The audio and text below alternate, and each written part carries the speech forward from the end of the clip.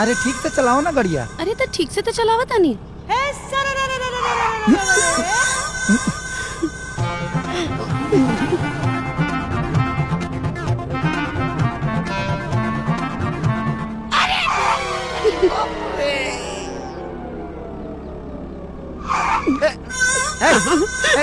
गाड़ी रोका, गाड़ी रोका। अरे कहाँ है? जल्दी रोका। का भाई?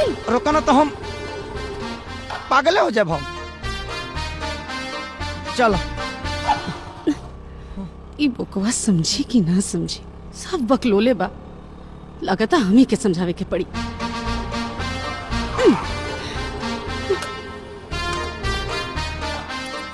कौन प्रॉब्लम बा का? प्रॉब्लम बा? ना कोनो प्रॉब्लम नहीं। तो काहे हमसे दूर दूर भाग रहल बाड़ा? तो ज्यादा सटलो तो ठीक नहीं है ना। काहे? हमसे सटला में कोनो प्रॉब्लम बा? सटले कोनो प्रॉब्लम दुल्हनिया सटल रहे हूँ। ई कुत्ता लोग कहीं पीछा ना छोड़ी। गलत टाइम पर गलत गाना बजले बा। मारी काहे करा के? बस खाली मारे झगड़ा के बारे में सोचा, कबो प्यार के बारे में ना सोचेला। अबले कबो प्यारे नहीं खेबल तो कैसे सोची? तो अब कल सचो ना तका झूठो।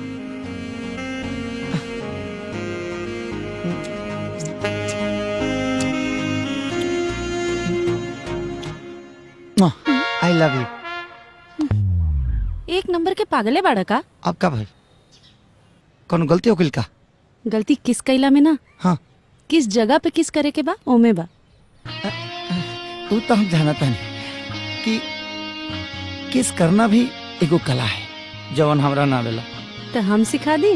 देखी और पूछ पूछ। हाँ। जी का करी ले रहुआ? जी डॉक्टर बनी हम। अच्छा जी इनके डिस्पेंसरी बहुत अच्छा चल रहा बा। हाँ मम्मी, डॉक्टर साहब बहुत सभ्य और सुशील बाणे। इनकर परिचय? ई हमार बड़की बेटी पुष्पा, छोटकी के बियाह करे के बा। ई देखी हमार छोटकी बेटी आ गई, हमार राजकुमारी। बेटा सब लोग के प्रणाम करा। प्रणाम। प्रणाम। डॉक्टर साहब निशा के आजकल डांस के क्लास चलत बा। अच्छा बहुत अच्छा। माई ये लड़की हमके पसंद भी है। ए जी इतना सोचला कि कोनो बात नहीं खे। निशा और डॉक्टर साहब की जोड़ी ना एकदम रामसी तनियन लगी। बहुत सुंदर बाड़ी, हमरे तो चंदन के भाग खुल जाई। लगाता निशा शर्मा गई। हमार दिमाग में फाट जाए, का करिए? ए बेटा बहुत नीमन लड़का बा, डॉक्टर हा। शहर में ओकर खुद के आलीशान कोठी बा। हमार बेटी रानी बन के वजह राज करी। जी हमार दुलरवी बेटी। हाँ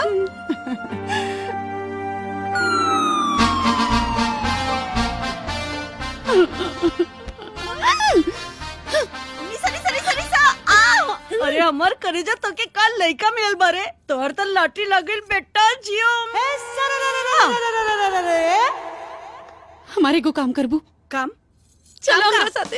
अरे पगलिया, ए चुपचाप बैठ ना, ढेर पकड़ पकड़ करबी ना तो गिरा दे। तोहार भाषा दिन पर दिन गुंडा नियन काहे होता रे? छुपैबी के नाते बताई भी।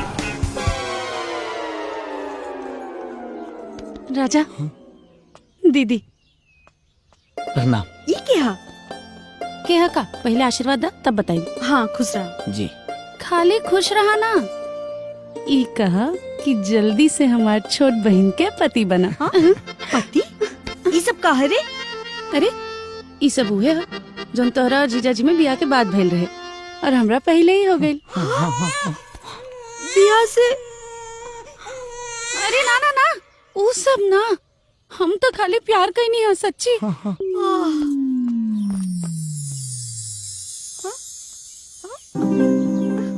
प्लीज दीदी अब तू ही कुछ कर सकता रू, सब कुछ तोहरे हाथ में बा। प्लीज। एक्सक्यूज मी, एमे हम तोहार कुछ मदद नहीं कर सकत। एक बार मम्मी से बात करे का तो हम सोच भी सकत रहनी हा। बाकी रिश्ता तो और जीजा जी के लिए आवल हा, हम कुछ नहीं कर सकत। नहीं को कुछ कर सकत। तब हम जीजा जी के बता दे कि 9th क्लास में तोहार एगो लड़का के साथ चक्कर रहे। कौन लड़का? अब ई बात तू जीजा जी के समझावत रही है।